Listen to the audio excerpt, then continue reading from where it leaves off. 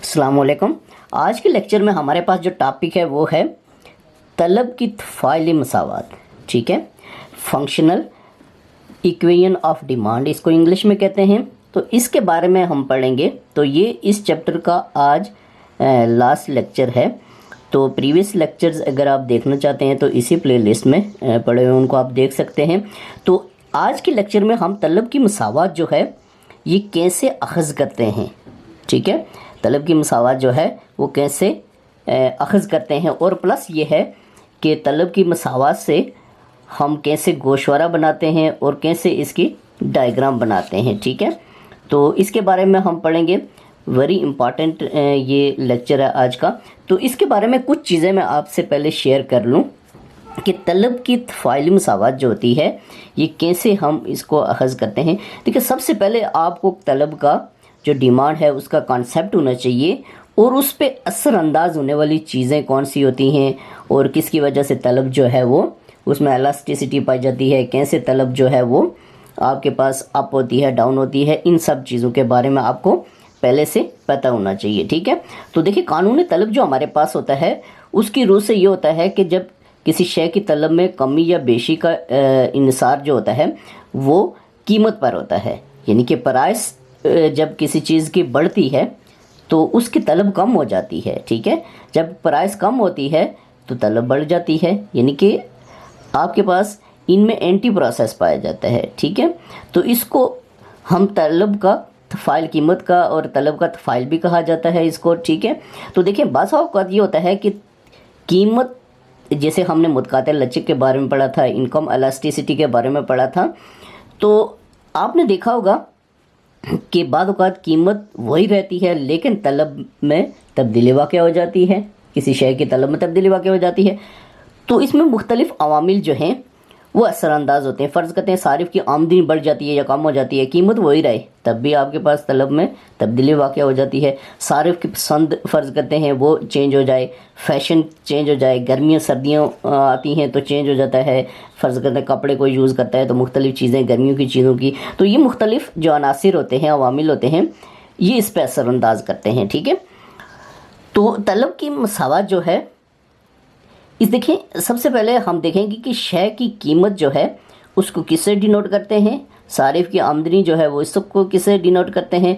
फ़र्ज़ करते हैं मुतबादिल शय है तो उसके लिए हम क्या यूज़ करते हैं, सिंबल हम देखेंगे। ठीक है, तो इसमें से हम फ़र्ज़ करते हैं आपके पास अगर हम इसकी मसावत देखें क्वांटिटी ऑफ डिमांड की, ठीक है, तो एफ ऑफ यानी कि फंक्शन है किन किन चीज़ों का जिनका मैंने आपके साथ ज़िक्र किया है। फ़र्ज़ करते हैं शय की कीमत है, ठीक है, शय की कीमत, तो इसको हम पी से डिनोट करते हैं। ठीक है, सिंबल यूज़ करते हैं सारिफ़ की पसंद या फैशन, सारिफ़ की पसंद या फैशन जो भी है। ठीक है, तो इसको हम एफ से डिनोट करते हैं। ठीक है, और उसके बाद आपके पास है दीगर अवामिल को अगर हम जेड से अवामिल, ठीक है ना, बहुत सारे अवामिल होते हैं, इसको जेड से अगर डिनोट करते हैं।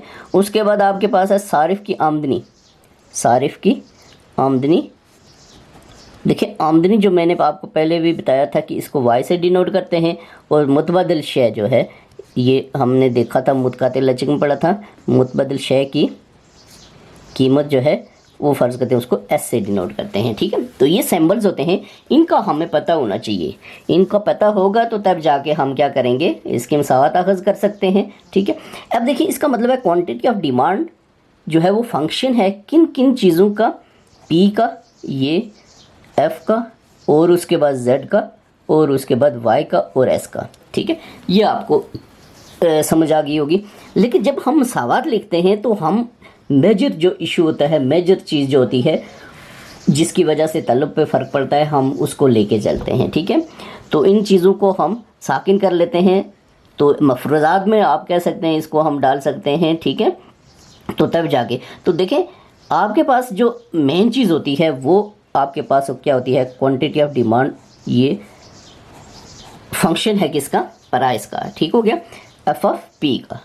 ठीक है, तो ये सारी जो चीज़ें हैं इनको हम नहीं लेंगे, बल्कि प्राइस की वजह से हम कानूनी तलब भी पढ़ते हैं, सारी चीज़ें पढ़ते हैं, तो प्राइस को ही हम लेके चलेंगे। ठीक है, तो ये मैंने आपको समझाने के लिए सारी चीज़ें बताई हैं। अब देखें, इसके बाद हम देखेंगे कि इसकी मसावत जो है वो कैसे लिखें। फ़र्ज़ करते हैं कि मसावत में ए और बी दो मुस्तकिल मिक़दारें होती हैं, ठीक है, ए और बी ये आपके पास मुस्तकिल मिक़दारें, ठीक है। अब देखिए मुस्तकिल मिक़दारें कौन सी होती हैं, जो नेवर चेंज हो। एक आपके पास मुतगय्यर होता है और एक आपके पास मुस्तकिल मिक़दार होती है। मुस्तकिल मिक़दार वो होती है जो कभी चेंज ना हो, ठीक है। फ़र्ज़ करते हैं 2 है 2 ही रहे, 10 है 10 ही रहे, 100 है 100 ही रहे। तो जो आपके पास होता है ये मुतगय्यर, जैसे एक्स वाई जेड हम इससे डिनोट करते हैं, ये मुख्तलिफ़ चीज़ें कीमतें अपनाता है। तो मुतगय्यर वो होता है जो मुख्तलिफ़ कीमतें अपनाए, यानी कि ऑलवेज़ चेंज हो, ठीक है। हम जानते हैं कीमत और तलब में माकुस, इनमें इन्वर्स कीमत और जो तलब है आपके पास, ये जो डिमांड है और प्राइस है, तो ये इनमें इन्वर्स जो है, इन्वर्स या माकुस तलब पाया जाता है, ठीक है। माकुस या इन्वर्स तलब पाया जाता है, ठीक है। क्यों? इसलिए कि जब प्राइस बढ़ती है तो कीमत, ये जब प्राइस बढ़ती है तलब कम हो जाती है, जब प्राइस कम होती है तो तलब बढ़ जाती है, ठीक है ना। तो इनमें मनफी रुझान पाया जाता है, ठीक है। तो इसलिए मसावत को हम इस तरह से लिख सकते हैं, Q D is equal to आपके पास ए माइनस बी पी, ठीक है। यानी कि ए आपके पास कोई मुस्तकिल मिक़दार होगी, बी भी कोई मुस्तकिल मिक़दार होगी, और प्राइस जो है ये आपके पास, आपको पता है क्वांटिटी ऑफ डिमांड जो है डिपेंड करती है प्राइस के ऊपर। तो माइनस क्यों डाला है, ये मनफी रुझान को शो करती है कि इनमें माकुस तलब पाया जाता है, ठीक है। इनमें क्या पाया जाता है, कीमत और तलब के दरमियान माकुस तलब पाया जाता है। अगर हम मुस्तकिल फ़र्ज़ करते हैं, फ़र्ज़ किया, ठीक है, मुस्तकिल मिक़दारों की कोई हम वैल्यू लेते हैं, ठीक है, मिक़दारें बराबर है, इनको हम ले लेते हैं। अगर फ़र्ज़ करते हैं 10, ये 60 और 10, ठीक है, ये फ़र्ज़ कर ले लेते हैं। तो आपके पास देखिए मसावत क्या बनेगी, quantity of demand is equal to आपके पास आ जाएगा ए 60 है और बी जो है ये आपके पास ये 60 माइनस 10 पी आ जाएगा, ठीक है। ये आपके पास क्या आ गई है, ये मसावत आ गई है। ये आपके पास क्या आ गई है, ये मसावत आ गई है किसकी, क्वांटिटी ऑफ डिमांड की। बस क्यू डी जो है ये 60 माइनस 10 पी, ये तफ़ाइल तलब की मसावत है, ठीक है, जिसमें आपने देखा है कि मनफी रुझान होता है। ये मैंने आपको बता दिया है पहले से डिटेल से। अब इसके बाद हम इसका नेक्स्ट पढ़ेंगे, वो ये कि तलब की मसावत का ग्राफ, ठीक है, वो कैसे बनाते हैं। और उसके बाद ये हमारे पास मसावत आ गई है ना, इसके बाद हम इसका ग्राफ और गोशवारे से इसकी वजाहत करेंगे, ठीक है। तो तलब की मसावत का ग्राफ जो है ये हम बनाएंगे, ठीक है। तो ग्राफ डेफिनेट बात है कि वो गोशवारा होगा तो उसका ग्राफ बनेगा। अब देखें इस मसावत में से ये Q D is equal to 60 minus 10 P जो है ये हमने बनाई थी, ठीक है, मसावत इसकी। तो तलब की मसावत को अख़ज़ भी मैं करूँगा आगे, इससे नेक्स्ट जो है स्टेप उसका तलब की मसावत का जो अख़ज़ करना बाज़रिया ये गोशवारे से, ठीक है ना। ये आपके पास गोशवारा है, गोशवारे से हम क्या करेंगे, तलब की मसावत आगे अख़ज़ भी करेंगे। सबसे पहले मैं आपको समझाऊंगा कि इसका जो गोशवारा है वो कैसे बनाते हैं। ज़रा गोशवारा होगा तो उससे मसावत अख़ज़ होगी। तो गोशवारा कैसे बनता है, फ़र्ज़ करते हैं कि हमने पी की जो वैल्यूज़ हैं वो ली हैं 1 2 3 4 5, आप कोई भी ले सकते हैं, 5 6 7 8 2 4 6 8 10, कोई भी आप वैल्यूज़ फ़र्ज़ कर सकते हैं, ठीक है। तो ये हमने 1 2 3 4 5 हमने फ़र्ज़ की हैं, ठीक है। अब इनमें से हमारे पास ग्राफ के लिए जो है वो दो चीज़ों का होना ज़रूरी है। एक जो है तलब डिमांड का, ठीक है, क्वांटिटी ऑफ डिमांड जो है वो होना ज़रूरी है, और दूसरा जो है प्राइस का होना। प्राइस तो हमारे पास है जो हमने फ़र्ज़ की हुई हैं, ठीक है। तो इनको हम लिख सकते हैं 1 2 3 4 और 5, लेकिन हमारे पास क्वांटिटी ऑफ डिमांड नहीं है। अब क्वांटिटी ऑफ डिमांड जो है ये देखिए ये प्राइस 1 है ना, तो इसके लिए हमें क्वांटिटी ऑफ डिमांड चाहिए। तो डेफिनेट बात है वे 1 जो है ये हम इसमें पुट करेंगे, quantity of demand is equal to 60 minus जिधर पी है उधर आप 1 पुट कर लें। तो ये देखिए 60 माइनस 10, तो ये आपके पास आ जाएगा 50, ठीक है, 60 माइनस 10 ये आ जाएगा। अब दूसरा आपके पास है, दूसरे आप देखेंगे कि 60 माइनस 10 इंटू 2, ठीक है, तो ये आपके पास आ जाएगा 60 माइनस 20 इज़ इक्वल टू आपके पास आ जाएगा 40, ठीक है।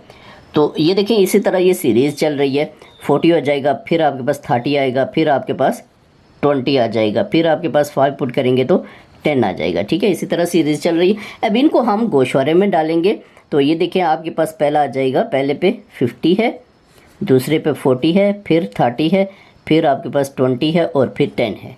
ये हमारे पास क्वांटिटी ऑफ डिमांड भी आ गई। अब इसको हम ये जो हमारे पास डायग्राम है इसमें हम इसको शो करेंगे। सबसे पहले ये एक्स एक्सिस पे हम तो 1 पे आप देखेंगे कि ये आप 10 से स्टार्ट कर लें, बेशक 10, 20, 30 इक्वल गैप होने चाहिए, 40 और आपकी डायग्राम साइज बनेगी 50।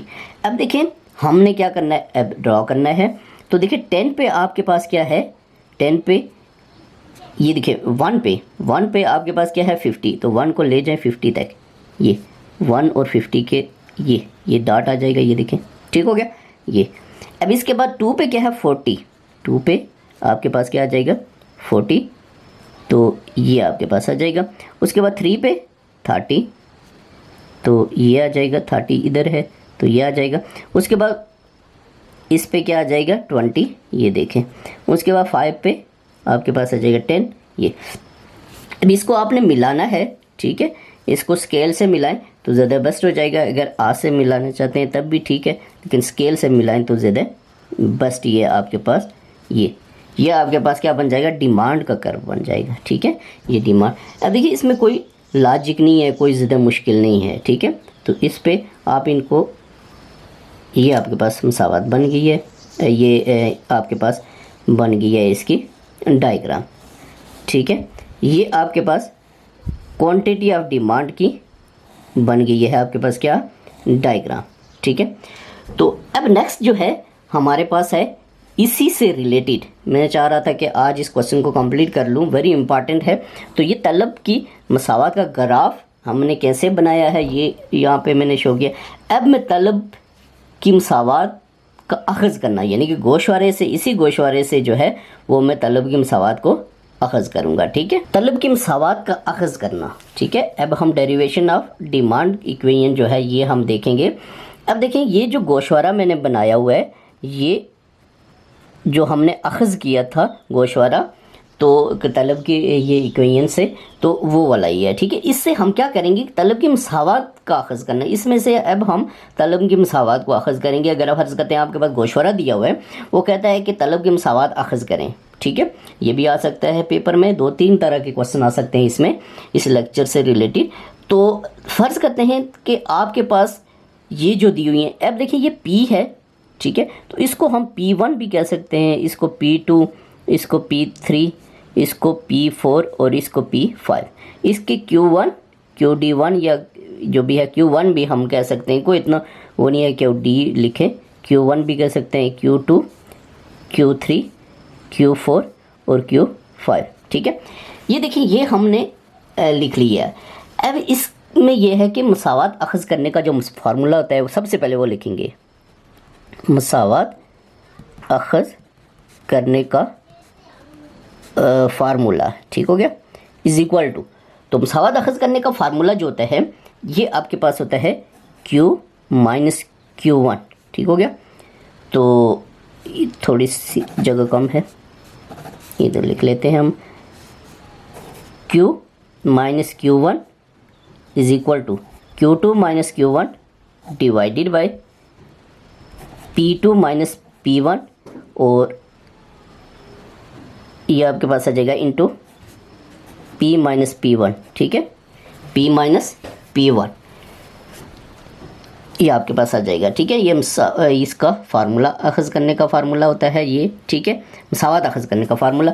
अब इसमें हम वैल्यूज़ पुट करेंगे कि कहाँ से, जो हमारे पास गोशवारे में दी हुई, जो हमने गोशवारा बनाया था। ठीक है, तो अब देखिए P1 जो है, हम सबसे पहले देखेंगे कि P1 जो है ये हमारे पास क्या है, तो P1 आपके पास ये है 1। ठीक है, P2 जो है वो आपके पास 2 ही है। ठीक है, Q1 जो है वो मैंने अभी आपको बताया था 50, और Q2 जो है ये आपके पास क्या है 40।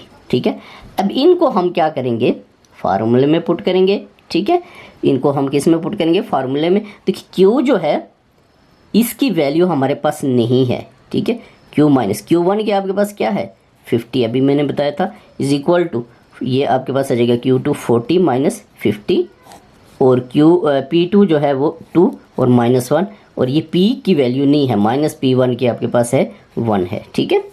अब इनको हम सिंप्लीफाई करेंगे तो ये देखिए cube minus 50 is equal to, तो ये आपके पास आ जाएगा, डेफिनेट बात है, -10 आ जाएगा, तो ये आपके पास 1 आ जाएगा इंटू p-1, ठीक हो गया। अब इसके बाद क्या है कि आपने ये 1 से डिवाइड करेंगे तो यही आएगा, ठीक है।